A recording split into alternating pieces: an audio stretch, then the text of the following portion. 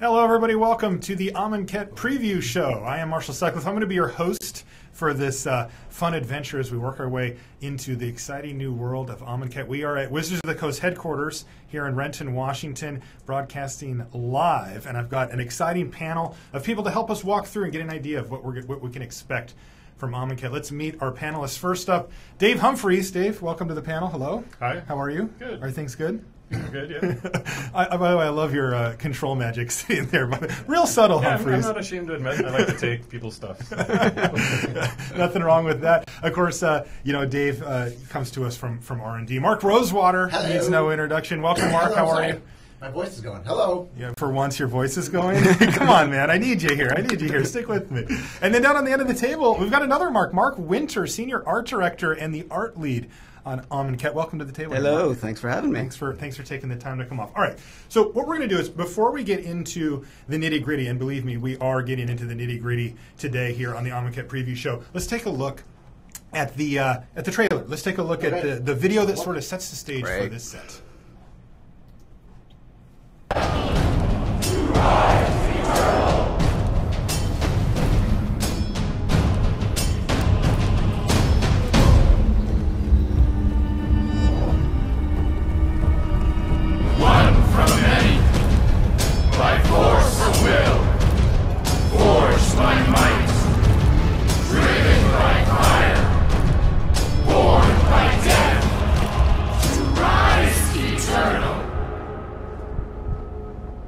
One from many, by force of will, forged by might, driven by fire, born by death, to rise eternal.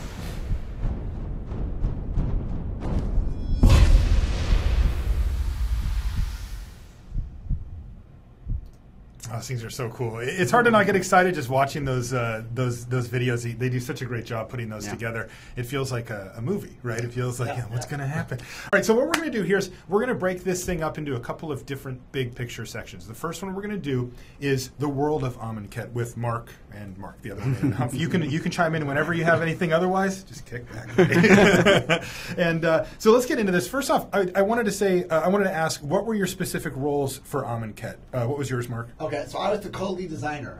Ethan Fleischer and I led the design, and then Dave led the development. Okay, and then Mark, what did you do? I was the art lead. So you were the art lead. Yeah, I manage the look and feel of Amonkhet and manage that whole thing. That sounds like a big responsibility. It is. We're going to get into a lot of what you saw here. Let's take a look at some of the kind of general picture stuff while you guys fill us in. And what were you going for here? I mean, look, I look at this and I think this reminds me of a place here on Earth, at least a little bit. What were you guys thinking when you started to get to... I think our first idea was that we didn't want archaeology world. We didn't want a bunch of tomb raiding. We wanted something beautiful, lush, vibrant, something we would enjoy looking at on cards over and over.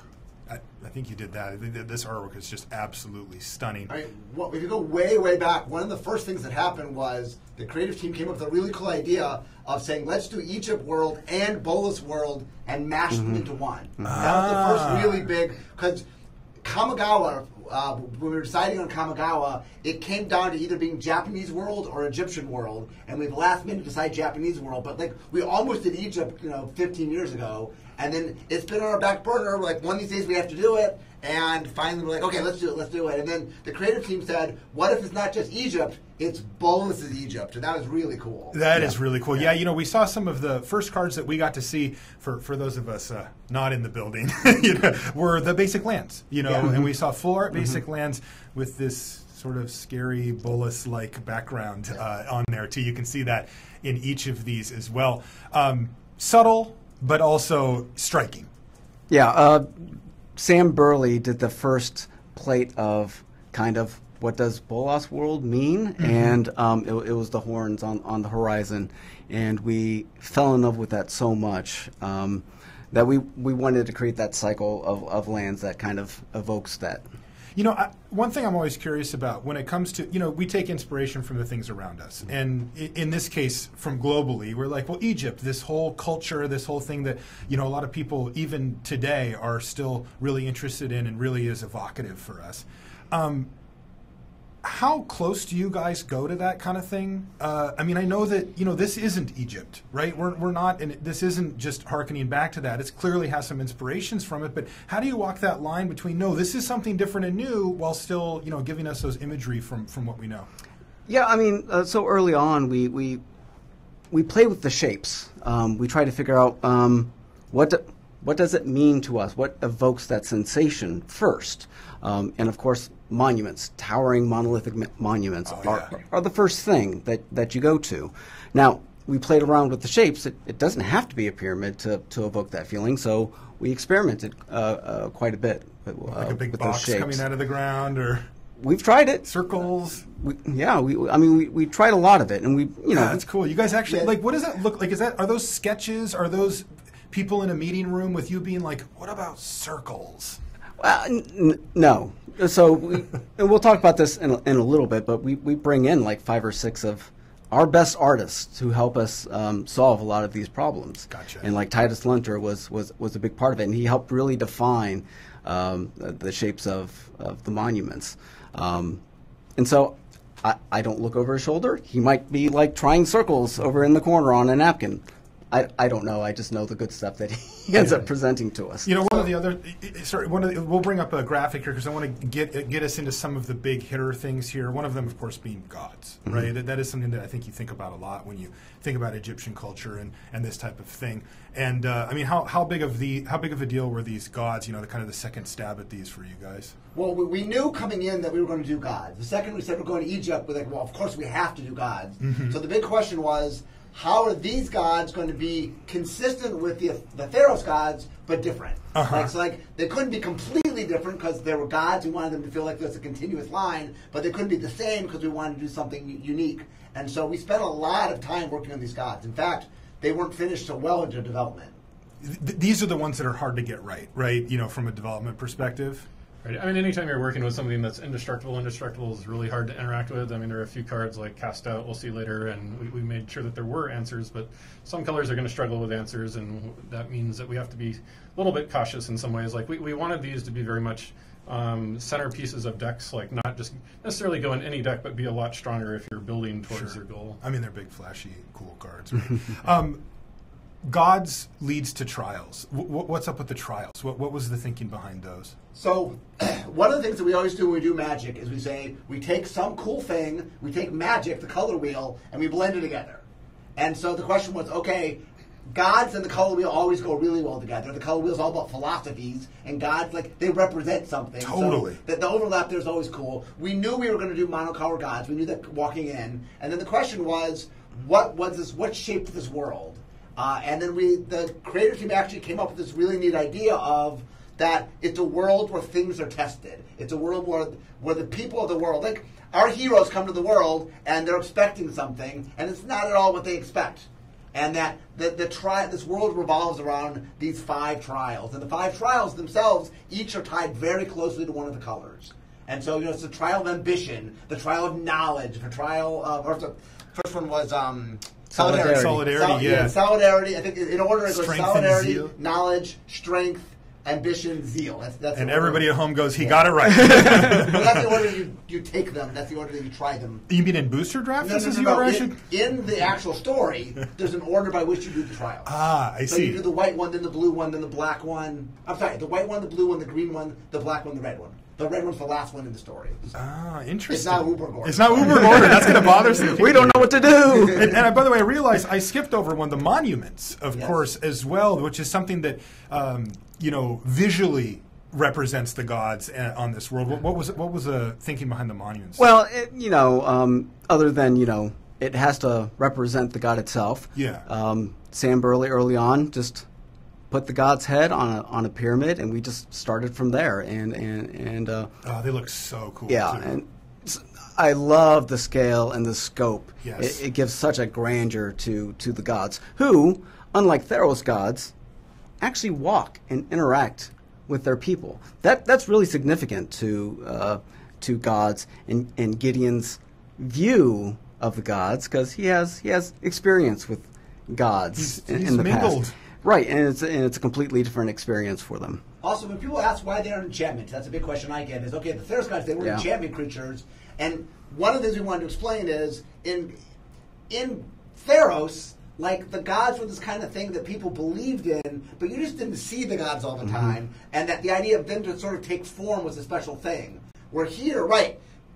I can see one of the guys walking down the street. It's not like they're not so distant, and so we used enchantments to represent the feel of the gods in Theros. That's not. This is a different world, and so the reason they're not enchantment gods is that's not what they are here. That's not how they work. They actually exist on this. Yeah, they're just here. They're not like sometimes creatures, sometimes not. They're always creatures. Yeah, they're not quite as picky as the Theros gods about when they show up. You know, cartouches.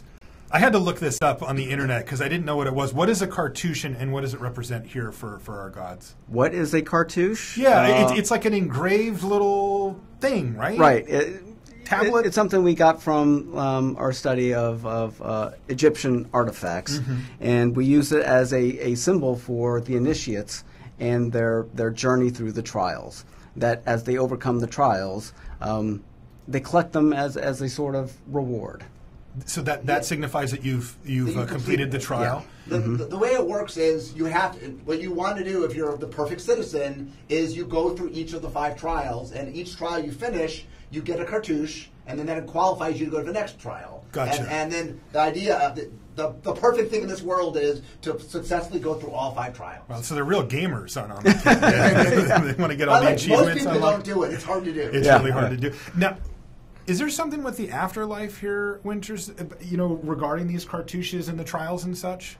Sure. That's where you go to live happily ever after. Is that what you get when you put together the cartouche, logos together? Well, when you put them all together? I'm assuming you get they click together in some necklace or something. Have they seen the gates yet? That's a card. Have they seen the gates yet?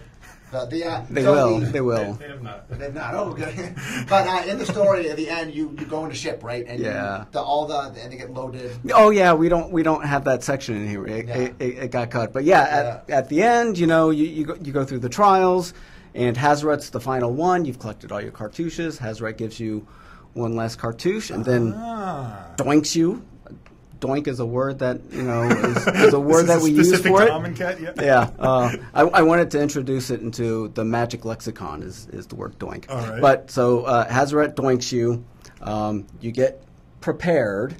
A bunch of white mummies take you down to a barge, and they float you through the gates of the afterlife, where you live happily ever after. Did not know that. Okay.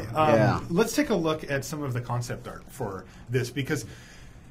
Concept art's a really important piece of the puzzle as you guys are building out what this is supposed to look like. Yeah, we end up spending, a year, 18 months or so developing creative and development, like working together to come up with, what these settings are going to be. And it kind of culminates in creating a document that we hand to our artists who come in from all over the world. We get 5 or 6 artists.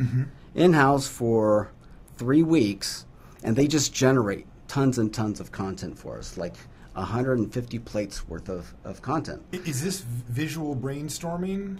Yeah, it starts off that way. Like we have 3 weeks. The first week will be, they just give us whatever floats their boat, whatever tickles them, whatever excites them, just do whatever. And then the second week, we kind of digest that and start molding it. Start getting a little bit more specific, and then by week 3 we're giving out specific assignments to solve because we're making a card game that has a creature grid and things like that. So it's an intense 3 weeks, and it's a lot of fun. And I should point out, there's design work that happens before this happens. Meaning when they come, we already have a pretty good idea of the general sense of what the world is design-wise. So that we work with them. One of the things they do very first day is they and they put it into artist ease, but they sort of explain what the world's about and what kind of things we know we need to do, and stuff like the grid and there's things we need, so we make sure they understand. Here's the mechanics. Here's the kind of things we visually need to represent. Right. Mummies were going to be a thing, so hey, what are mummies going to look like? Stuff like that. And what's a black flyer here? And how much of that is on you, Mark? As the lead, Are you the one that says this is the direction we're going to go from all these ideas? So sometimes there's a creative lead and an art lead as well. The creative lead tends to work directly with design and development, and then I'll meet with the creative lead to kind of sculpt how we're going to manifest that stuff. And when it comes to actual cards being made for a set like Amonkhet, I know that there's these art descriptions that get sent out. Yep. Where do those come from? So there's a what we call top line meetings where we just pull up all the mechanics in front of us, and then we just decide, like, what's conditional flying here on Amonkhet? What does that mean here? And so we just kind of bash out a bunch of ideas, and then the concept writer will squirrel away and then make something real out of those ideas. That's really cool. Yeah, it's a lot. Top line meetings are my favorite part of the job. That sounds really fun. It's a lot of fun. For work. And this set is what we call top-down design, meaning a lot of this was we had an idea in mind when we started designing things. So, this is specifically this thing. Yes. So top line's a little bit easier when we're doing top-down because, like, we started by this is what it is. You already knew you're filling in the blanks. And I know that part of the thing that you guys like to build into these are these story spotlights, right? There's a story happening behind the scenes of the actual Magic cards themselves. And you guys have actually selected certain cards with certain artwork. And I didn't know this until a couple of days ago, but it actually says on the card that it's a story. I just never saw that somehow. I look at Magic cards all day, and it says right in there on the bottom. The Planeswalker symbol on them, and then at the bottom where the rules text is, it'll say Story Spotlight, it'll say one of how many ever there are, and then it walks through the story. And there is a little link on the card, so you can go to the website, and you can read more about it and see all the stories and everything. Yeah, so how does this work? Like, are these in an order that we're looking at that are telling us some of the storyline of what's happening? In order. I want to do the overview. The story is still coming out, so I don't want to. Yeah, I don't want to spoil anything. Here's what happens: the Gatewatch is like they learn Nicole Bolas is up to bad things, and they're like, okay, we're here to stop interplanar threats. There's no greater interplanar threat than Nicole Bolas. Okay, we're going to go stop them. He's terrorizing the world. We're going to come and save the day. And then they walk in, and the people are like happy. Yeah. And they're like, wait, what's... No, guys! This is a horrible person. Or dragon? What do you guys should be? Why is everybody so happy? But as they sort of watch, like things aren't quite right.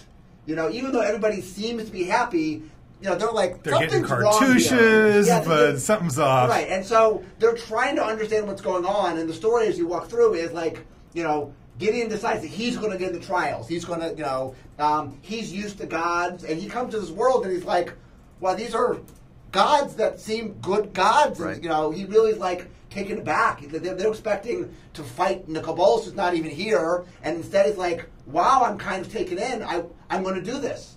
And so he is really captured by the white god, and like he starts doing the trials. And as the story progresses, things don't go so well. Yeah, things unfold differently. Like, Gideon wants to come in and punch something. He wants to punch the dragon and save the day, and nobody wants their dragon pharaoh god punched. Apparently and not. he's like, what's going on here? And so he investigates and finds out things are kind of weird around here. So. All right, let's take a look at Mark Winter, some of your favorite art. We've got 7 pieces of artwork from the set here. We'll bring those up now.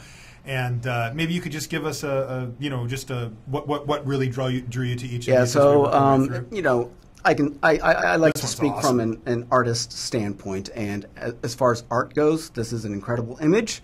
Chris Rallis did a great job of conveying like the subtle difference between power and comfort here, which is. She looks both powerful and comfortable to me, man. She's got the basket of bananas like Tassiger sitting there. Right, and she's awesome. And this also one's stunning, by the way. I'm going to go back to the Rallis thing. I just want to make one point: is that she's in the shade, but my eye is still drawn to her face, and that is an incredible achievement as far as art goes. That is really hard. Okay, right? we can move on. Look at this next one. Gorgeous piece of art. Siddharth. Oh yeah. This is one of those conditional flying conundrums. Like one of the things we hate dealing with, like conditional flying. But Siddharth just painted a beautiful image, and this is one of those images that I go back to when I just think of Amonkhet in general. It's conditional flying, by the way, real quickly means that it doesn't always fly. Right. And the problem is, do you show it flying or not show it flying? Right. What do you do? Right. And this is Mighty Leap, a card that gives you flying its own turn. All right, so let's take a look at our next one here. Here's Gideon. And again, there's a god. Yeah, I love this from a artistic and story standpoint. Again, this is Gideon. seeing gods from a different vantage point. Literally, Gideon is looking down on a god, and I think that's kind of an incredible image. And plus, crowd scenes are hard to paint. Also, remember where he comes from. The gods, the people don't cheer the gods. Like they fear the gods. Right. They fear them. Here, the gods are like walking in a parade. It's a very different thing.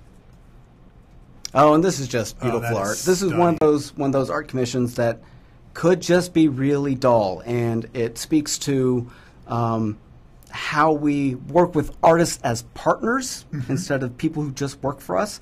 Like, this could have been a really dull image of somebody being rescued from a sarcophagus.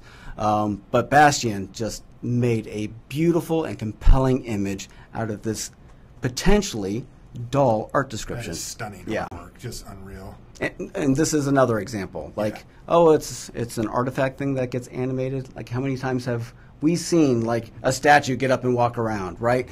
And when I saw this piece of art come in on my computer, it gave me shivers. It's like, kind of scary. You look at the eyes of that thing and look at the other one who's still in statue mode, and you're like, whoa. Right, and that gives you kind of the two beats of storytelling, right? You see the before and the after in one image. So Joe Meehan just knocked us out of the park. You can't not look at the eyes on that. Yeah, it's beautiful. It's just stunning. And again, this again speaks to us working with our artists as partners. Like, the art description originally didn't call for the child and the ball, but Ryan Lee put it in there, and he submitted. He was like, "Hey, what do you guys think of this?" And I love it. I love the storytelling that this kind of infuses in there. It's a terrifying image. It really is, right? Right? You just look like something very scary is happening, and then there's like a kid and a dog and a dog. Yeah. Well, the swimming pool. The city has a barrier around it, which is what that's representing, and that the city's kept safe. Like, it's a dangerous world, but the Heckma's called, I think. The Heckma, yeah. And so it protects the city. Yeah. Hopefully that thing stays intact. And here's almost an architectural look. Right. So for some reason, I'm compelled by vacant thrones, like whether it's Bolas's throne or the Iron Throne or whatever. And my mind just keeps wanting to see, like, who's going to fill it? It should be filled. What's going to happen? Oh, my goodness. And so this is Titus Lunter, and he did a great job of it. And you said Titus had a lot to do with the initial stuff, too. he was here for the 3 weeks with us. I like those red birds, too. And mind you, there's not a little bit of time invested in solving for a dragon with a tail's throne. Things that artistic people have to think about that we take for we granted. had to deal with that. There's a long list of those things. All right, let's take a look at some of the mechanics here, because you guys as game designers have to come up with things that represent these mechanics. Let's start off with Embalm. But it's also a game. Yeah, like all of the stuff we've talked about hasn't even touched on the fact that, like, I need to be able to attack with some of these things, or whatever. So we're going to kick things off with Embalm here, which is one of the kind of headlining mechanics, right? I mean, this is a thing that really is evocative of what you think about when you think about this type of culture. Right, so one of the things we do in top-down sets, in the very first meeting, we're just like, okay, let's write everything on the board that you think of when you think of the topic. So we're doing Egypt, what do you think of? And like mummies was first or second. It's like, okay, one of the very unique things about Egypt was the relationship they have with the dead and how they prepared for dead, and like that was such a really unique element of Egypt that we wanted to capture that. Okay, cool. And so the big challenge was, okay, we wanted to do embalming. Yeah. How do we make that a mechanic? Right. So let's take a look. We've got a video. These are videos that come out for every set that Tabak does. Matt Tabak here in the building, the rules manager. Let's take a look at that so that you get an idea for what Embalm is, and then we'll get deeper into the details with you two. A fine creature, dutifully going about her day, anointing things, but all of a sudden she dies. On some worlds, a shame. On Amonkhet, an opportunity. To activate the Embalm ability, exile the creature card from your graveyard and pay the Embalm cost. You can do this anytime you can cast a sorcery, so during your main phase. What happens next is truly evidence of the God Pharaoh's greatness. The creature rises! More specifically, you create a token copy of the creature, but the journey back to the world of the living produces a few changes. The token is pretty undead now, so it's a zombie in addition to whatever creature types it had before. Mummies are all about service, so they're white instead of whatever color they used to be, and the token won't have the mana cost of the original. As you can see, there are printed tokens to show off the new undead look. Each card with Embalm has a corresponding token. Collect them all! You don't need the token to play with Embalm cards. They're optional, but pretty sweet. Embalm forces your opponents to deal with your creatures not once, but twice. If the god Pharaoh wills it, Embalm can be a great weapon in your ultimate victory. Welcome to the glorious world of Amonkhet. All right, so that gives us an idea of how the mechanic actually works, within the rules of the game. But from your guys' perspective, you're thinking in a bigger picture than that. Right. So when we first started the mechanic, what we actually did was we just made a token. Okay. Just the creature dies, you can exile the card, you just make a token. You make a zombie token. I think we had Wither was in this at the time, so we had you made a 2/2. Wither was in this. Wither was in this no longer. And, so you made a poisonous zombie. Gotcha. So, but what happened was it was kind of boring. It wasn't. What we wanted to do was the creature that died. We brought that creature back.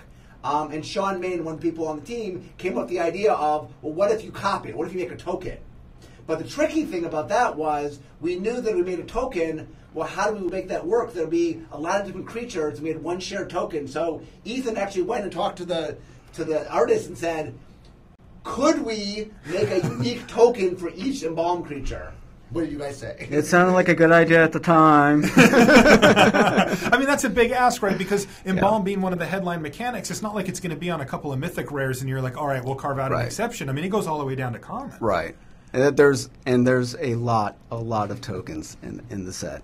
And we did a lot of work to ensure that was kind of rewarding in some way for the players as well. Yeah, this is a good example of kind of a high-end, shall we say, Embalm creature here, this Angel of Sanctions. And as we look, we can see that there's a specific token just for the Angel of Sanctions, like there is for all of the Embalm creatures. Everyone has their own unique token. Yeah. And so we did a lot of work to make sure that,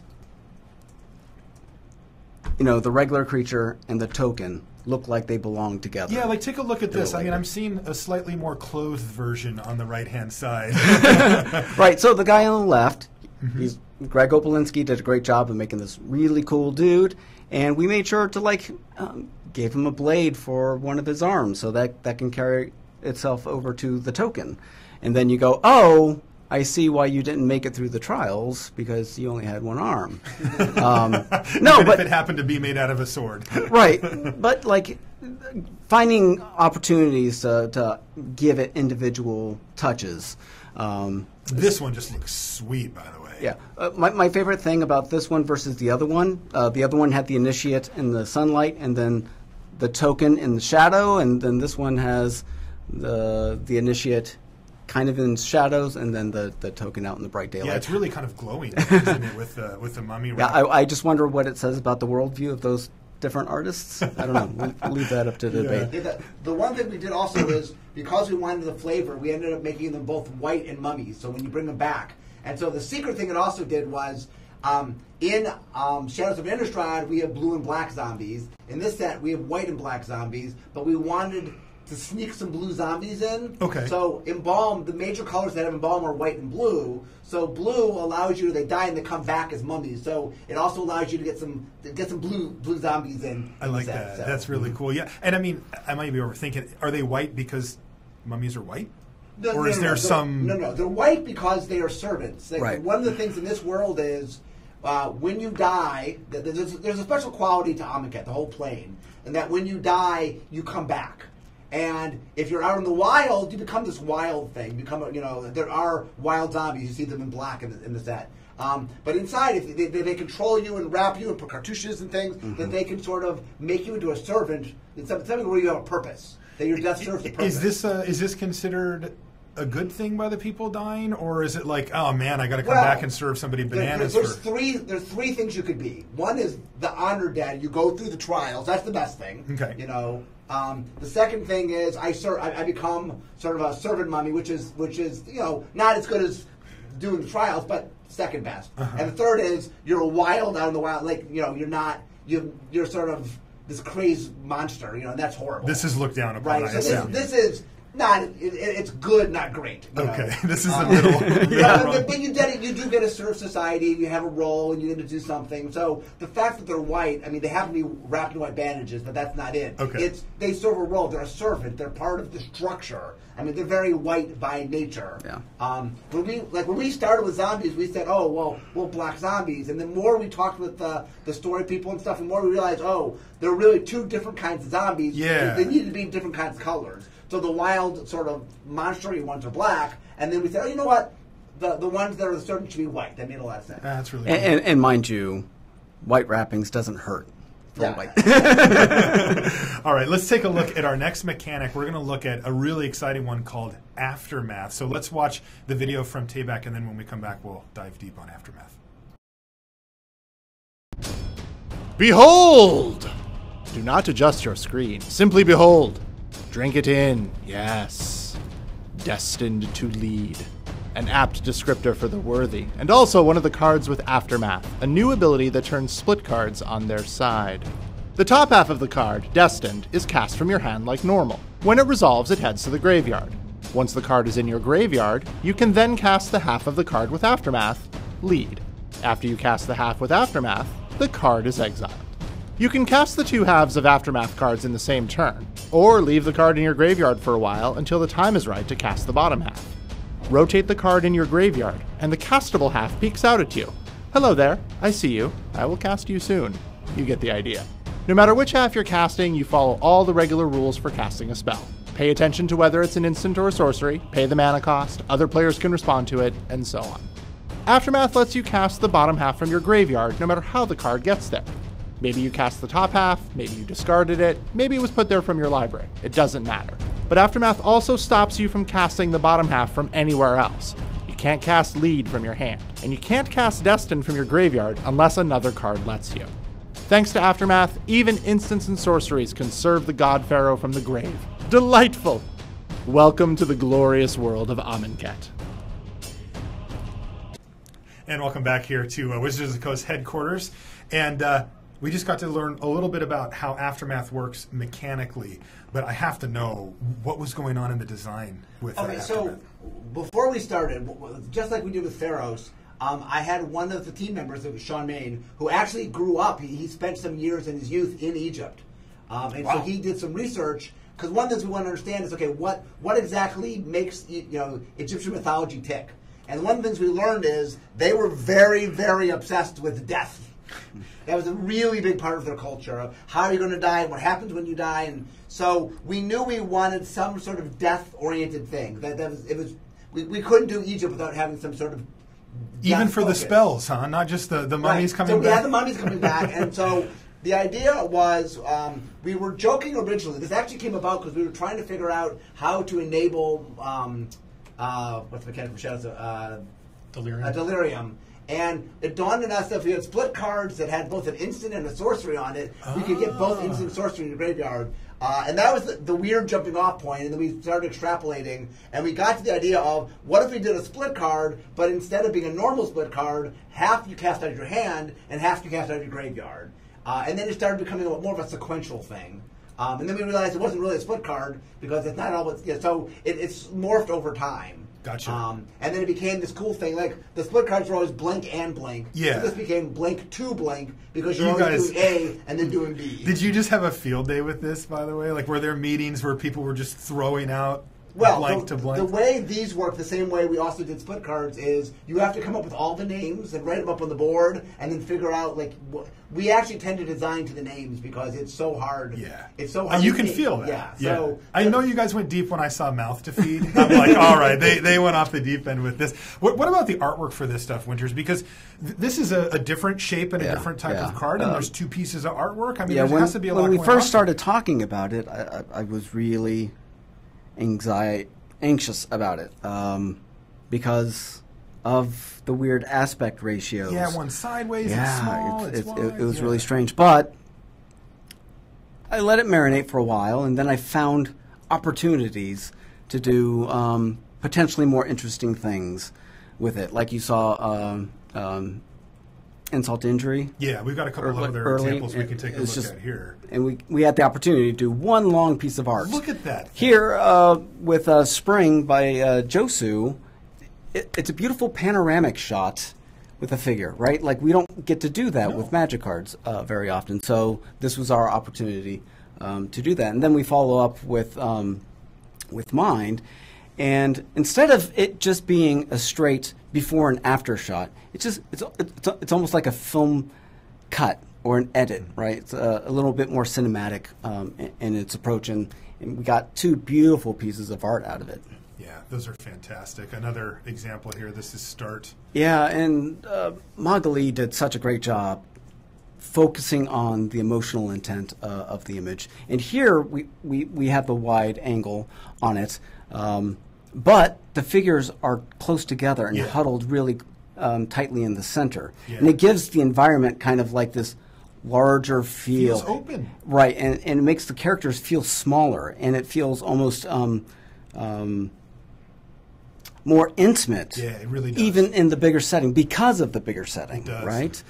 And so it makes the drama of the follow-up even more tragic. To my eye. Did you? All of these are the same artist for both pieces? Is that correct? Correct. Was there any thought given to saying, okay, you do this one, you do this one?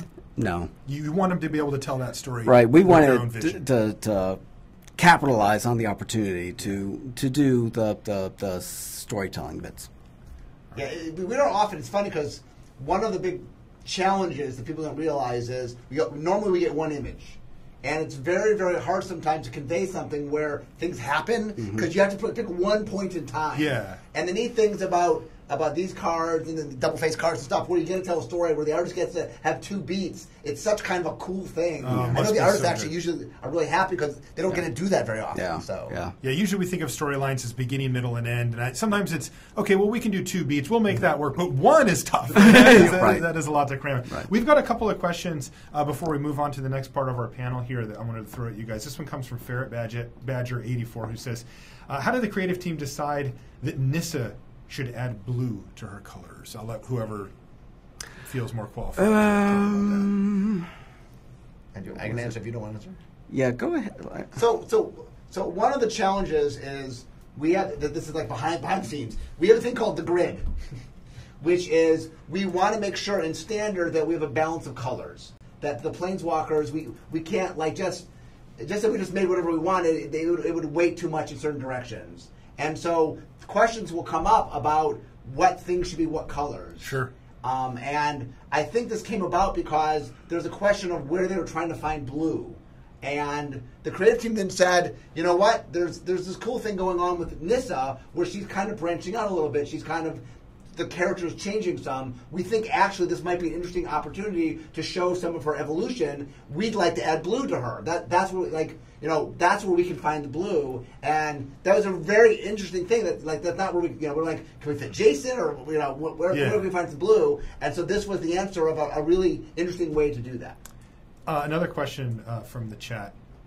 This one comes from Lobo, who says, "What's the lore explanation for Gideon's armor changing?" He says it was never really mentioned where or how he got it in the story. Honestly, there's no lore explanation. I appreciate your honesty with that, by the way. Well, I mean, in the story it's written, when they first come to the city, they're welcome in as guests. And my assumption is that they must be given things, including clothes. Right.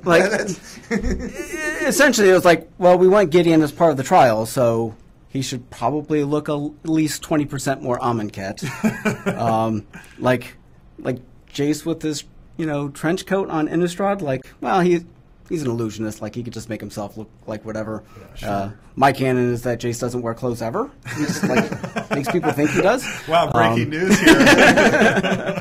But with Gideon, I don't imagine anybody was hammering it out on the fly before they entered the plane. We like to show the planeswalkers in the setting. So yeah. Like when Elspeth was in Theros, look, she looks, very Greek mythology like. Yeah. So that's fun to do. And people do that, right? They kind of adapt to it. And again, Chandra on Kaladesh. I don't know that she went to the shop and bought a new shoulder pad or whatever. But. All right. Well, thank you, gentlemen. That was really great stuff, and I know those of you at home are just eating this stuff up, especially Gideon's armor talk. I mean, we got real deep here. That's going to bring us to the second part of our presentation here, though, where we're going to focus in on you two. And we're going to talk about the cards of Amonkhet, and we're going to talk about a little bit more of the nitty-gritty stuff when it comes to the actual Magic cards rather than the development and the creativity side of it. So, if you guys can you give us an overview? We'll start with you, Humph, about what kind of stuff you guys are trying to accomplish with the set. Yeah, I mean, a lot of things are set up for me from Mark and Ethan and setting things up. I mean, for me personally, I'd led Shadows over Innistrad final design and development as well. So with that, there was a lot of things where I wanted to explore a graveyard. This is a graveyard-centric set, but do it in a very different way. And we sort of were able to plan that out in many ways very well. Yeah, just certainly playing up Egypt as much as we can. Sure. We got some really exciting mechanics for older players or variants thereof. We have like 2 flashback-related mechanics in Embalm and Aftermath, which are very fun tweaks and explorations of those. I love those, dude. And I see again, those. again, for our established players, like cycling, while not the most flavorful mechanic necessarily, it's just something people really enjoy, and that there's a lot of strong gameplay elements here, and just playing up those and making sure that all games don't become like those are all mechanics that tell you to play very much into a long game, and we wanted to make sure that there's some more aggressive things to be doing, which is how Exert sort of pushed its way into the set. And what about for you, Mark? As you transitioned away from thinking in terms of developing this out from like a creative perspective and started saying, okay, let's make some cards here. What was your goal? Well, I mean, the big thing we started from was the idea that we wanted to do a top-down set, but we had 2 top-downs. That it was top-down Egypt and it was top-down Bolas. So what we did is we made a big Venn diagram. Like, what are things that are Egypt? What are things that are Bolas? And where is the overlap? Because one of the things I thought was really genius of making this Bolas inspired is there's a lot of Egyptian things that kind of feel very Bolas-y.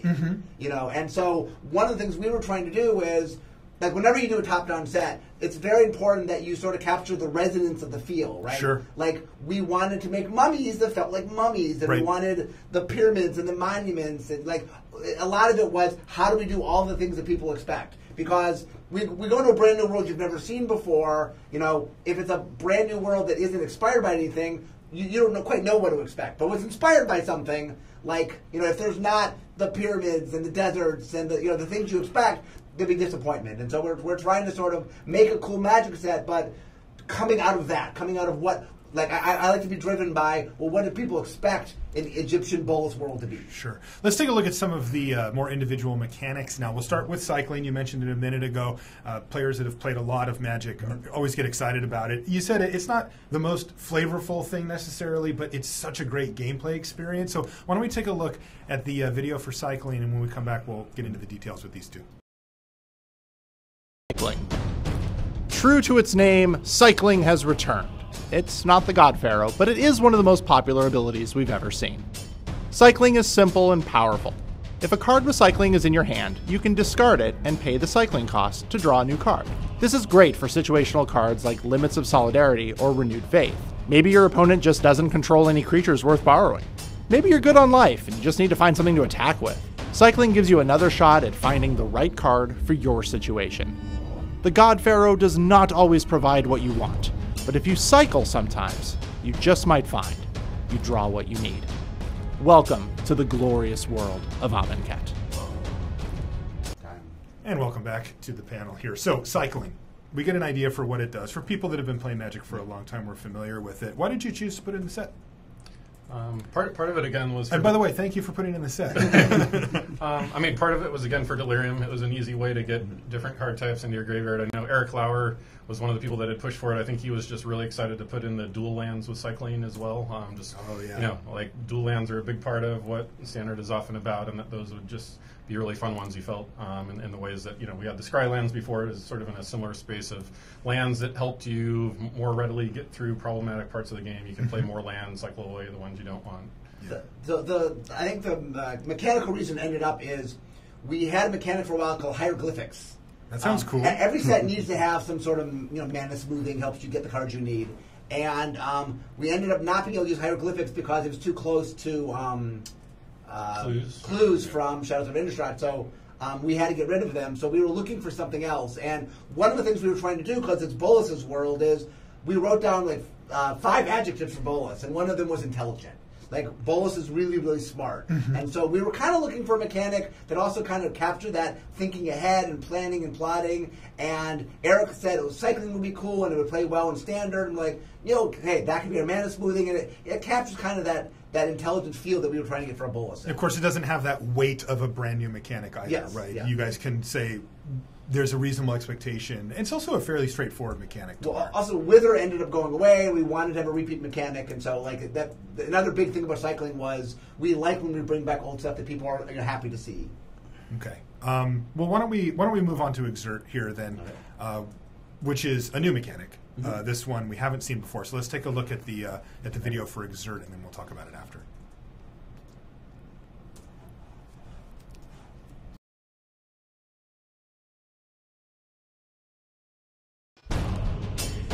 Amonkhet Spotlight, Exert. No one is born ready for the 5 trials of the gods. To become worthy of the glorious afterlife promised by the God Pharaoh, you must work hard. Harder than you thought possible. On Amonkhet cards, this extra effort is represented by the new action, Exert. Some creatures, like Oncrop Crasher, offer you the opportunity to exert them as they attack. This choice is made as you declare attackers. If you exert the creature, an ability will trigger, in this case, one that says target creature can't block this turn.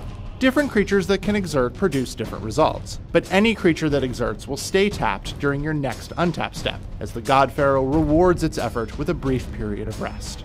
But say the creature is untapped again when your next untap step rolls around. The God Pharaoh smiles upon such cleverness. In that case, nothing happens, and the exertion cost you nothing. Remember, you exert creatures like Oncrop Crasher only as they attack, and exerting is optional. Oncrop Crasher can simply attack as normal and untap on your next turn.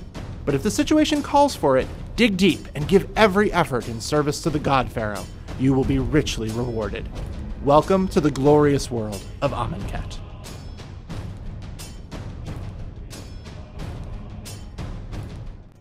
All right, so Exert. Yep. What did you guys have in mind when you were... So one of the things about this world was the final trial, the red trial, the trial of zeal. You fight each other, right?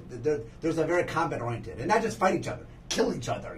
Wow, it's a battle to the true death. Trial. And so we knew we wanted something that was combat related. That this world's a very rough and tough world, and combat. They're very focused on combat. So we wanted something that had to do with combat. Interestingly, we started with Exalted.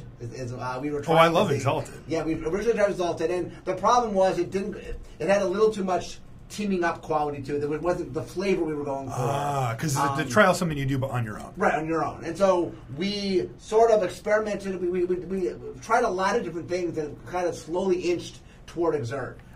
There's a mechanic that I had tried for a different set where you could upgrade yourself and then you died at end of turn. And so we talked about that, and then we decided that, well, maybe it's not that serious a penalty. You're just running a little extra hard for a while. Right, you're not actually... Right, and so we liked the idea of Exert that allowed you to upgrade it, and it had the sense of...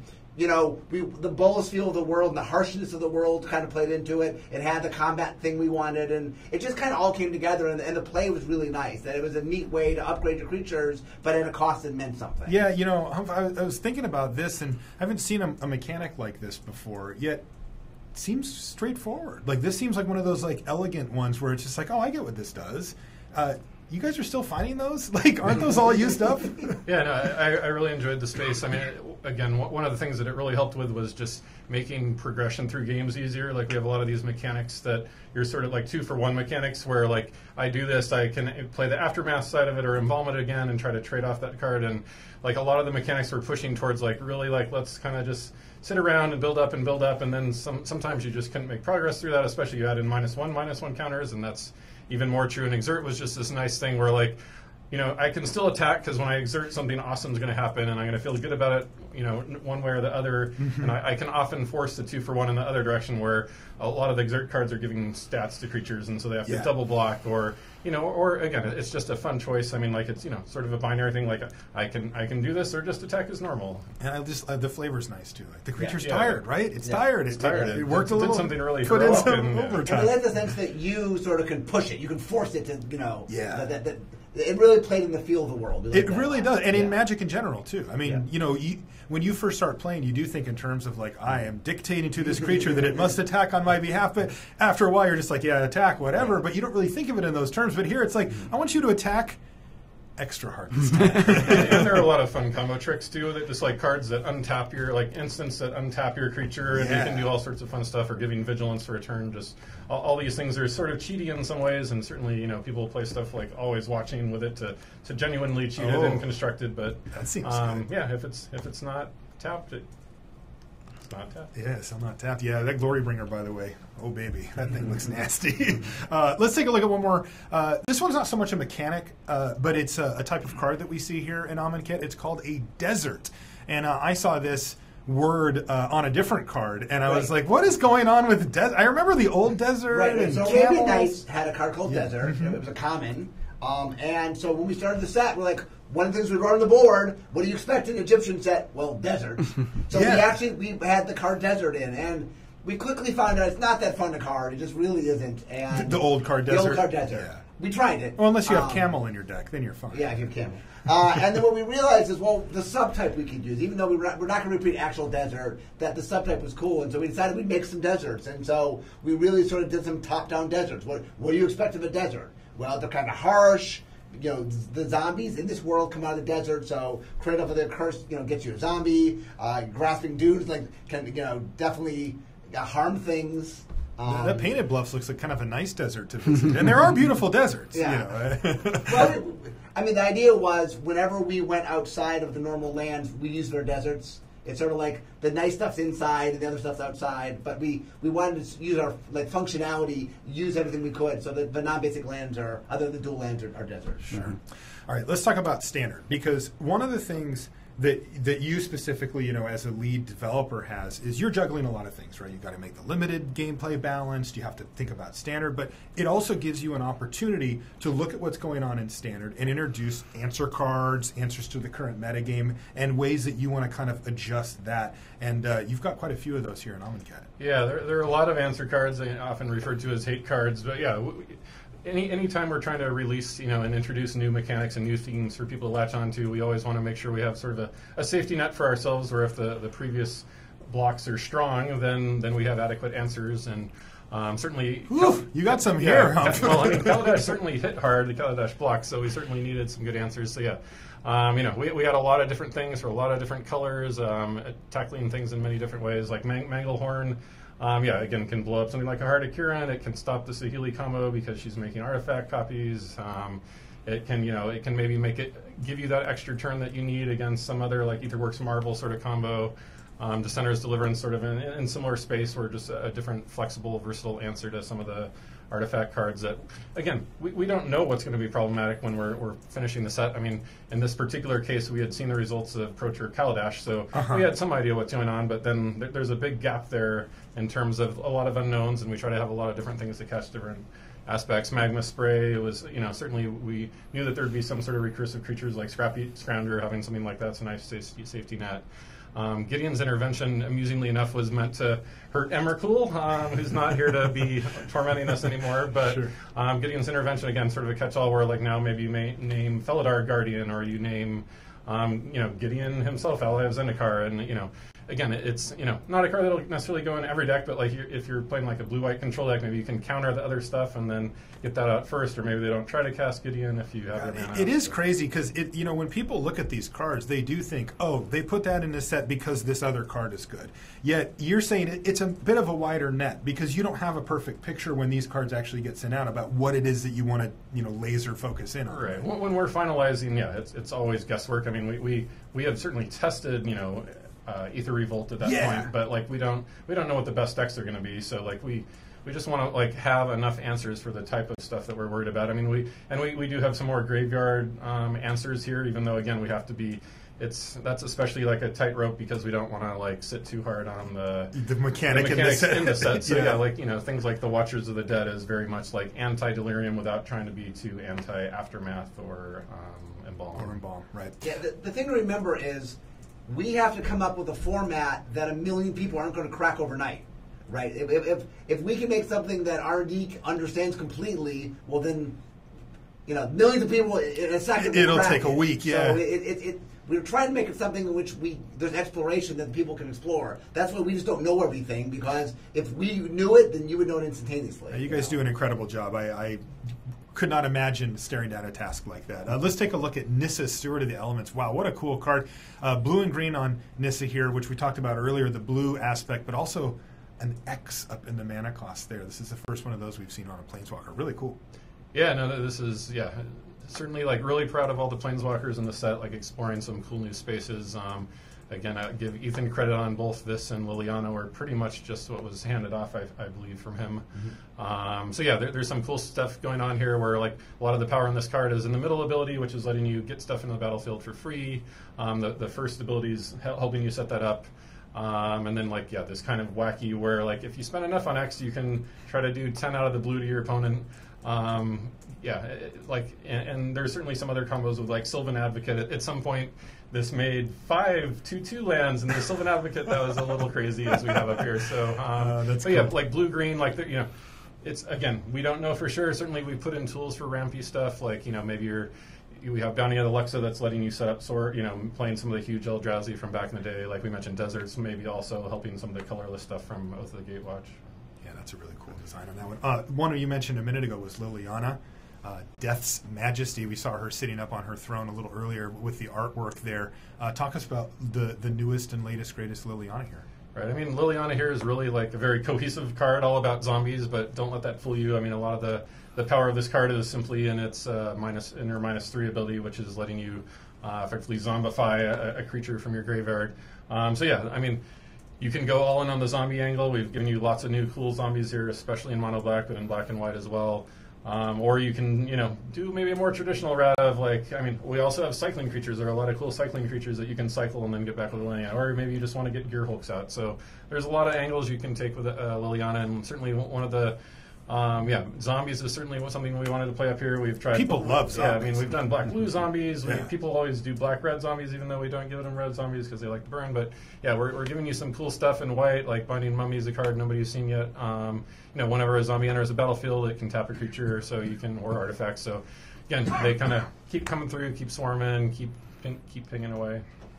That's pretty cool, and I like seeing those, by the way, the zombies come in, because I know that there's so many people that just love those. Yeah, zombies are very popular, and we try in every block to have some tribal in it. Obviously, some more than others, but this one, zombie, we knew going in the zombies were going to be something we definitely wanted to do, and we knew the Shadows of Innistrad was there, so we wanted to tie them together. So sure. You probably have to play black, but you can now play black blue or black white or black white blue. So you have some choices. You also got a feel, by the way, looking at those zombies, for what you were talking about earlier. The black ones have menace and they're kind of mean, and the other ones are like, "Would you like an apple?" It's a much different look from them. Gideon of the Trials and Glorious End. What do you got in mind here, Humph? What are we looking at? Yeah, it's a kind of a tricky combo. So Glorious End's potentially really dangerous, but if you play with it carefully, it's like your opponent, maybe you just do it during their upkeep. No, it's going to be my turn now.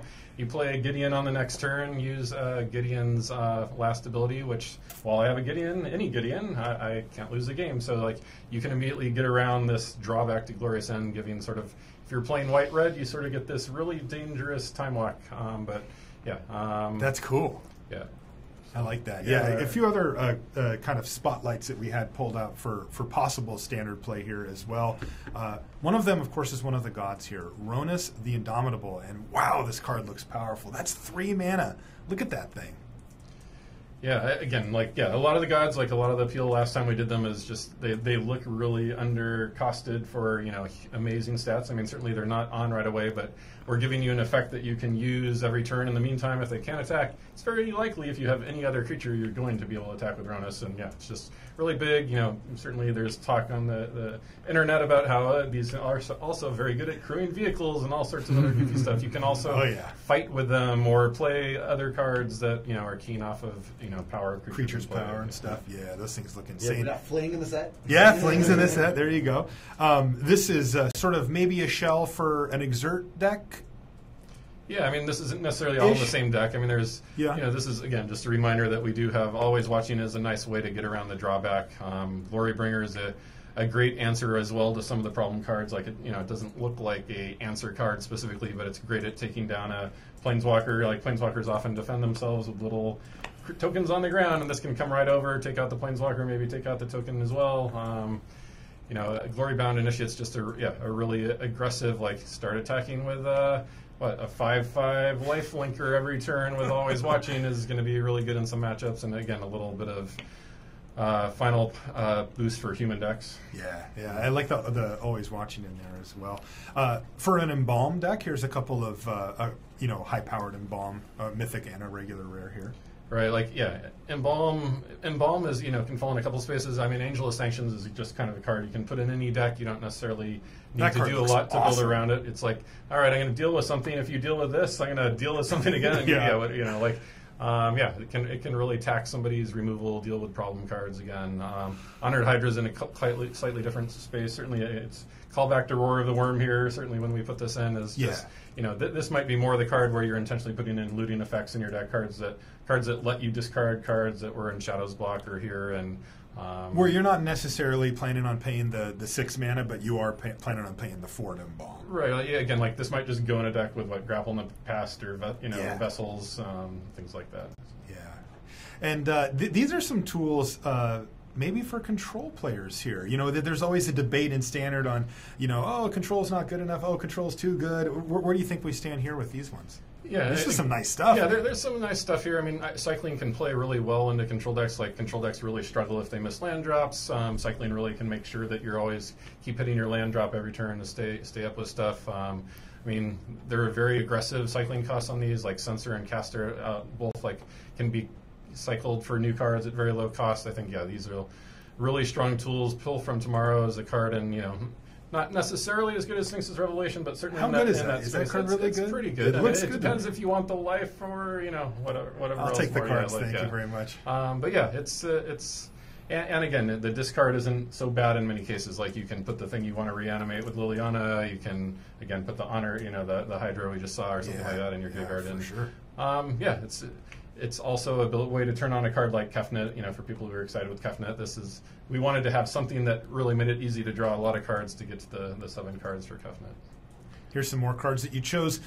These ones are a little bit more of a mishmash of kind of highlighted cards that might be good in Standard. Yeah, this is, again, like we put out stuff there for people to find. We're not trying to pre-build all your decks for you. And so, some of these, there's certainly stuff there for like an Instants and Sorceries, sort of traditional blue-red deck. Approach of the Second Sun is actually a surprisingly effective win condition. Again, there is a big cost to tapping out against certain decks or whatever, but yeah, it's been a lot of fun in both limited constructed. Vizier to the Menagerie is just a great card for that creature decks. Cool, yeah. And there's more combo-y stuff like build your own Gilded Lotus sort of with the Pyramid of the Pantheon. So. Yeah, I like that. There's a lot, and we could see a very wide range of things popping up for us there as well for us coming through. All right, I've got. You guys ready for the trials? We are. We're going to send them through the trials here. I've got some rapid-fire questions that I'm going to fire these off at you. So the first one is the Trial of Solidarity. Is that right, Mark? Yeah, that's right. You were going through them earlier for us. So we'll go down the line here. What's your favorite god in Amonkhet? Hazaret. Hazaret's your favorite god. It's a very build-around, does something I want to do, which is just empty my hand with an aggro red deck. Come on, we need to draw some more cards here. It's not all about getting them dead that quick. Okay. What about you, Mark? What's your favorite god? I like tokens. Oh yeah, that's my favorite one from a visual perspective. By the way, the headdress and stuff is so cool. And Mark Winters, what about you? Who's your favorite? I'm going with Hazaret because I'm a dog person. That's great. All right, now it's time for the Trial of Knowledge. What is the most important thing you learned while working on Amonkhet? I learned that we had more than enough cycles and things to do in this set. This set is packed full of stuff. Maybe should have saved some for other sets, but yeah, there's a lot here to enjoy. Well, that's good for us in the moment, at least. What about you, Mark? What did you learn most from working on Amonkhet? I learned a lot about top-down. I mean, we keep trying different versions of top-down, and this was something different where we did top-down real-world influence mixed with top-down our own thing. I learned a lot from how to do that. That's something we're going to do more and more of. So okay. Ooh, more and more. Interesting. What about you, Mark Winters? What thing did you learn from working on this set? If they ask for lots of tokens, pause, breathe for a little bit, figure it out. I'm sure it was a big workload on you guys.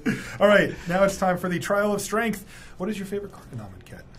Favorite card in Amonkhet. I'm going to blank here. It's Nissa. Nissa. Yeah, there you go. Yeah, Nissa's a lot of cool stuff going on here. Yeah, I don't blame you for that one. I can't wait to see how that one actually plays. That's the kind of card that I can read 10 times, but until I actually play with it, I can't get a feel for it. It just does so much different at different stages of the game in a way other Planeswalkers don't, where it does way different things at different spots on the mana card. Mark, what was your favorite card in Amonkhet? My card in design we called Crazy Cat Lady. It was, people can recall it. It's the Cat Lord. We knew when we were going to Egypt that people loved cats, and the cats, there's a lot of worshipping of cats in Egypt, so it made a lot of sense. And so I said, this is a great opportunity for us to make a Cat Lord. Let's do it. Card's really powerful, too, by the way. Oh, yeah. That's no joke. Well, great, a Cat Lord. A good Cat Lord. Yeah, I agree. And Mark Winters, what about you? What's your favorite card from Amonkhet? I'm going with Liliana. Oh, yeah. That's Majesty. As a complete package, this makes me very happy as someone from creative. Yeah, artwork. All of it. Concept, power level. It all hits. All right, that brings us to our fourth Trial of Ambition. What's the biggest challenge you face while working on this set, Mark? Getting -1/-1 counters to work are really challenging. It's just there's only those in this set, right? Right, there's no plus. They're always mutually exclusive in blocks. It was a really challenging thing. It's not something we do a lot. It's trying to find certainly I explored into a new space, which was just challenging in terms of putting -1/-1 counters on your own creatures. On my own stuff. Are people going to buy into this? Certainly, it was contentious. I think it's appealing to a lot of people. It wouldn't surprise me if it doesn't work for everyone, but that's what we do. So. All right. Well, I'll see you at the Pro Tour as you stick your head over the thing and go, "How do you guys like this?" I've seen you out there. What about you, Rosewater? What was the your challenge we had was there were a lot of themes that were easy to do. Mummies and deserts, but actual top card design was really, really hard. There wasn't a lot of, we have a top-down Cleopatra, we have a top-down King Tut, and we found some, but it was actually a lot more challenging than we thought going into it. And what about you? What was your biggest challenge you faced? Probably managing the artist pipeline, because of the tokens. Everyone got 2. Right, and the Aftermath cards was 2 pieces of artwork. And the Aftermath, exactly. Pushing those pieces around, making sure we got what we needed was a bit of a challenge. Yeah. Okay, last trial. I think you guys will probably make it. This is Trial of Zeal. What's your favorite piece of art from Amonkhet? Oketra. This just speaks great to Egypt, and love the costume, the colors, the cat. Bow and arrow, I love that one too. Rosewater. Liliana.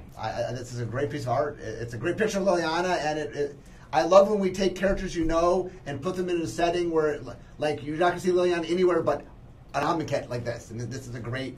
It captures the world and the character. So. Very cool. And other Mark. There's lots of great. This is a hard one for you, man. We're really putting you on the spot. But your favorite piece of art? I give myself parameters to choose best art. Quotes. I'm going with Mighty Leap by Siddharth, only because if I'm going to pick one thing, it's going to be the thing that kind of captures the essence of what I was aiming for. And this does a great job of it. It does such a good job of showing everything, doesn't it? And, and on a card that isn't one of those headlining, it's not a god, it's not some big important story. It's just this unbelievably good. Yeah, the commons and the uncommons are just as important to me as the mythics are sometimes.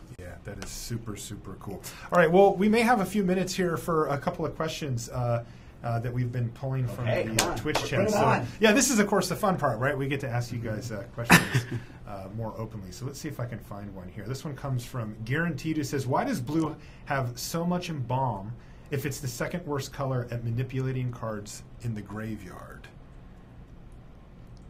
I didn't say they were going to be easy questions. Maybe the trial's still going. Well, first of all, it's a cloning mechanic. So mechanic clones things. Blue is king of cloning. Yep. We also were trying to make an overlap between the zombies in Shadows of Innistrad because we wanted you to have some access to blue zombies. So it was just the perfect fit for where we're at. I know a lot of people were like, why wasn't black? Black shouldn't, normally black's the color that does this. But we're like, but in this world, it didn't make sense. And so, things aren't always in a vacuum. Every Magic set, we want to maximize what that Magic set is. And we were doing Amonkhet, so that's what makes sense in Amonkhet. Okay. This next question, I think, is more for you, Dave. It comes from our 3-month subscriber. Look at this. Mr. Photon says, when a set is being developed, So we're talking pretty late in the process here. About what percentage of the focus is on creating an interesting limited format versus how much the set will affect constructed?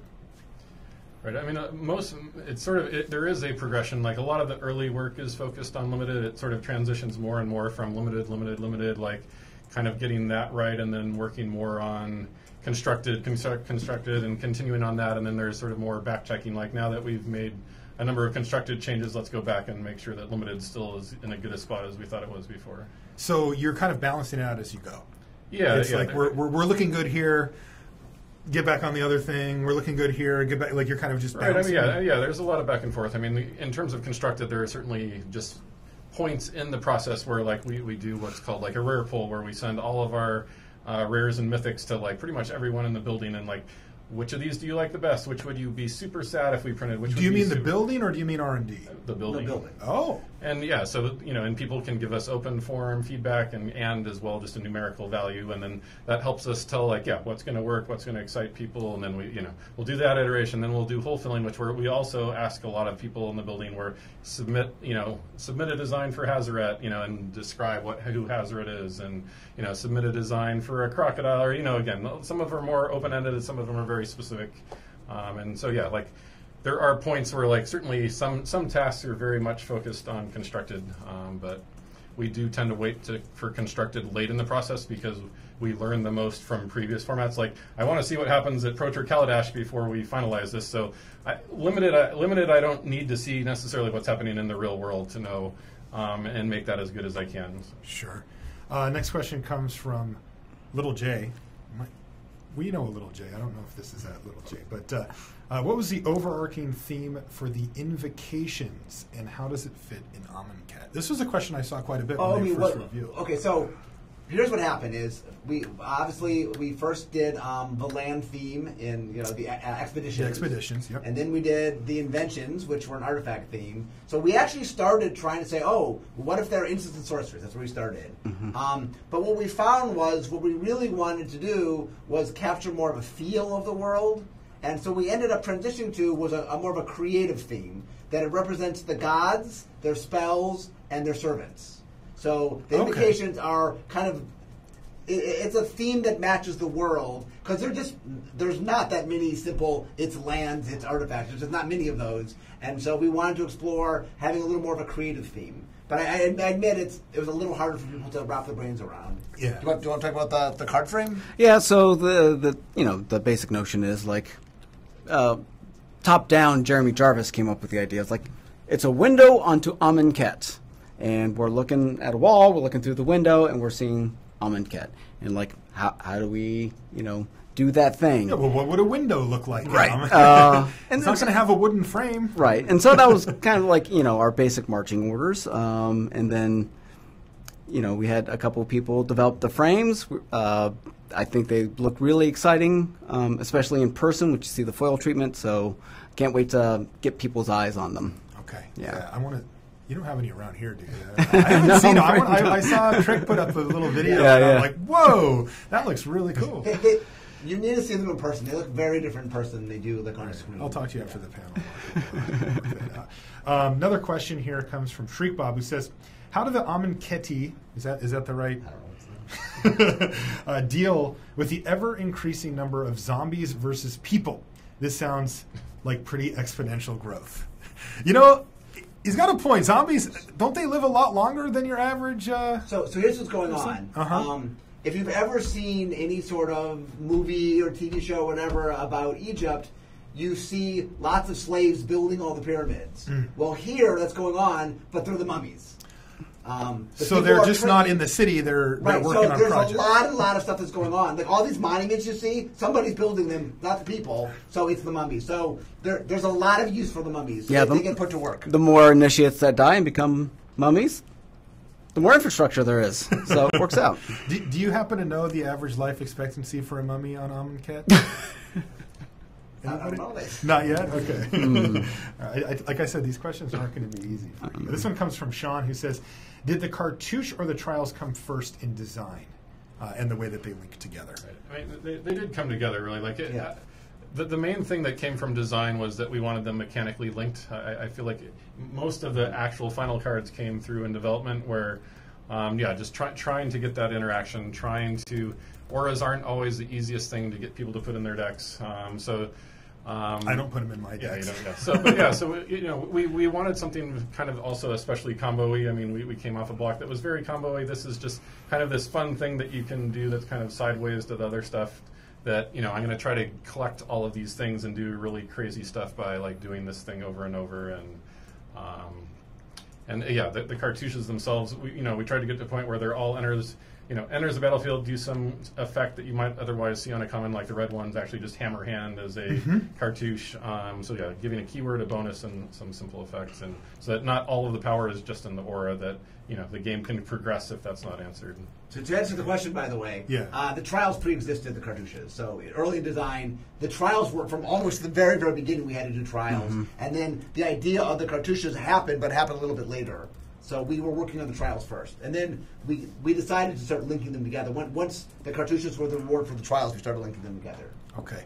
One of the other questions we've been getting a lot in the chat, I'm reading here, is do we have any more preview cards that we can see? And it turns out we do. A couple. Yeah. Now the rest of the set's going to be out tomorrow, I believe. Yeah. So we're a little late in the process, but you know what? We're a few hours under the deadline, so why don't we show a couple of new ones? Here's Bloodlust Inciter, red, for a 1/1, and you can tap it to give target creature haste until end of turn. Nice little aggressive creature there. And then Labyrinth Guardian, what does this do? 1 and a blue for a 2/3. Wow, I like that already. When Labyrinth Guardian becomes a target, I don't like that part quite as much. But it's got Embalm. Right. Yes. It is only when it's targeted by a spell, not an ability. A spell. Yeah. Sacrifice it. Well, that matters a lot. Yeah. Wow, what a huge distinction. Thank you for that. Because that's the thing we found that's fear, kind of not right? fun, where your opponent gets out an ability they can use every turn, and if you want to sort of build an illusion or a phantasm deck, as they more traditionally were. They get a Bloodlust Inciter, let's say. Yeah, Bloodlust Inciter gives your guy haste. That is a really interesting wrinkle, though, right? Because it does still open up the ability for your opponents to kill your creature with cards they couldn't normally, like a bump spell or something like that. But still, they're using a card on it. Right. Yeah. So I think that's something you'll see more going forward. And again, if they do target it, you can embalm it. Yeah. And then Inciter, I'll just note, is pretty cool with some of the Exert cards that people have already seen, like the Combat Celebrant, and now I'm forgetting the name of the Elvish Piper variant that exerts and puts anything into play. So just some fun stuff to do with Exert in particular. Yeah, one thing I like about that too is of the Inciter is is that it's a 1-drop, and when I think about things in terms of limited mostly, and there's not that many that you really want to play, but that one looks like it could have an effect on the game going forward for sure. What do we have here? More cards. Oh, more cards. Embalmer's Tools, 2-mana artifact. Activated abilities of creature cards in your graveyard cost 1 less, so that's kind of an Embalm thing. Embalm. Okay. But we made it open, so it's more than just Embalm. So But that's what my brain thinks when I see it. It's like, oh, my Embalm creatures are cheap. But there's more. Okay. Yeah. And then you can tap an untapped zombie, again, thinking Embalm here. Target player places the top card of his or her library into his or her graveyard. Target me? Target me. Maybe first I put a bunch of cards in my graveyard. Oh, they happen to be Embalm cards. I start embalming some more zombies. They get me more zombies, and then eventually maybe all the zombies start targeting you. I like that. That's cool. The cool thing we wanted to do also is it's a card that works really well with Embalm, but it has other uses.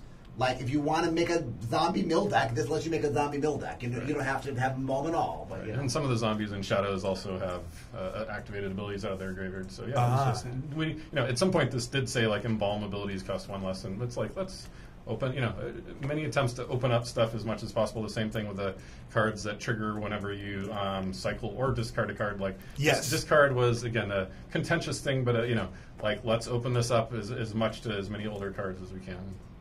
Whoa, Lay Claim looks insane. 5 blue, enchant permanent. You control enchant a permanent, but you can just cycle it away for 2. That's my kind of card right there. But I'm curious. I chose these cards. So control magic. This is also my. This has fingerprints all over. Winters, whose hand is that? Hefnut. Yeah, Kefnut. Yeah. What is it grabbing? A dragon of some sort, or? It's a dragon, yeah. Wow, that is. It's a crocket dragon. Yeah, I will probably be doing. I'll probably be doing that in some game at some point with Lay Claim. Wow, that's a powerful card. Time to Reflect. White instant, exile target creature. that blocked or was blocked by a zombie this turn. So a zombie-specific removal spell. Interesting. Yeah, just another... In white, of all things, too. Yeah. Well, the zombies are white here. Yeah, no, I like that. That is and super it doesn't cool. matter if they kill your zombie or whatever, it's just if it was blocked. Yeah. All right, we've got a few more questions for you guys. This one comes from Shock Pulse, who says, are the bolus horns physically attached to the plane, or are they floating in space? Because that, we do see them generally in the background. I mean, they're used ornamentally on some of the buildings, but they look far away usually. Are they stuck in the ground, or are they just kind of on the horizon? Oh, I'm getting the eyes that we don't get to know. No, I mean, we kind of deliberately obfuscate, like, where it meets the ground. It probably meets the ground, but rarely do you see that in the card set. So that's interesting. I'm not seeing that much. Yeah, on my blog, I would say, that's a good question. Yeah, exactly. All right, this is a good question from Shriek Bob, who wants to know, how do you embalm an illusion? Like, you can't even get the things to stick. Very careful. Magic. Or with the tools. It's like, how do you embalm a clone? I know. One creative's like, are you sure you want to do this? That is funny. Gaius Ultima says, are there more cities out there in the deserts on Amonkhet, or are the ones that we're seeing, is that kind of central to one location? That well, in the card file out in the wastes, you do see structures that used to be there. What's out there now probably doesn't exist any longer. Okay. But something was out there. Yeah, because it is funny when I think of Egyptian culture, I think of it existing in a very specific area, and I don't often think about what's happening outside of that. Right. It's kind of specific to that, and so I think that for some reason I translated that directly over to Amonkhet as well. The story is very focused on the one, the big city, but the one city, and like we don't quite know. I mean, we see remnants of things, but don't quite know what's going on there. Okay. That was our last question. Thank you so much, by the way, for those of you joining us in the Twitch stream and submitting questions. We really appreciated it. It helps keep things lively for us. Yeah, we get a chance. We don't get these guys here that often, so the chance to ask questions directly, of course, is really good. So that is going to do it for our stream here. I did want to say thank you to all three of you, Mark, and Dave, for taking the time out of your busy work day. I'm sure you guys are working on something that's going to come out in 2 years or whatever. Oh, yes. But, cool stuff. We'll be here in 2 years talking about it. Yeah, but we appreciate you coming back in time to touch on Amonkhet for us and take a look. So thank you for that. We've got a couple of things to remind you of coming up here as well. Brand new Magic Open House, right? This is really cool. This is going to be on Friday, so tomorrow after you check out the Loading Ready Run Amonkhet pre-release, which we're going to take a look at in a second here, grab a friend who's new to Magic and head to your local game store for the Magic Open House on Saturday. So coming up day after tomorrow there. This is a casual intro event where your friends get to will get themselves an Amonkhet welcome deck, so you can bring a friend to a local game store and they'll get a free Amonkhet welcome deck to start them down their path. And you can both pick up an Amonkhet Premium Full Art Basic Land. I mean, I want one of those like right now. You can even bring your standard deck for a casual standard tournament to cap off the day. So looks like a really cool thing. This is new. These are new Magic Open House. And, it's a way for you to have some fun and bring a friend along as well to help introduce them to the game. And don't forget, the Amonkhet pre-release presented by Loading Ready Run. This is 11 a.m. tomorrow, the 14th. That's 11 a.m. Pacific time, streaming live on twitch.tv/Loading Ready Run. These things are super fun. The people will have seen the full card list as of a couple of hours before they open it. I've done one of these, or actually I've done two of these things before, and it is crazy to do these because you're just like you're trying to take in everything all at once, and you get an exciting rare and a thing, and you won't want to miss any of that. Some of your most favorite Magic personalities are going to be there. You can see the list. Yeah, Aaron. I know Aaron's there. He got on the plane yesterday. Aaron is there, and I don't think they know what they're in for playing against Aaron. He seems like a nice guy. No, don't sit across from him at the table. And of course, the weekend after that, the Amonkhet pre-release. It's coming up. It's just a little over a week away, and you're not going to want to miss it. Make sure you check out your local game store for that. That is going to do it for the Amonkhet Preview Show. Thank you so much for taking the time. For these three gentlemen, I'm Marshall Sutcliffe. We'll see you next time.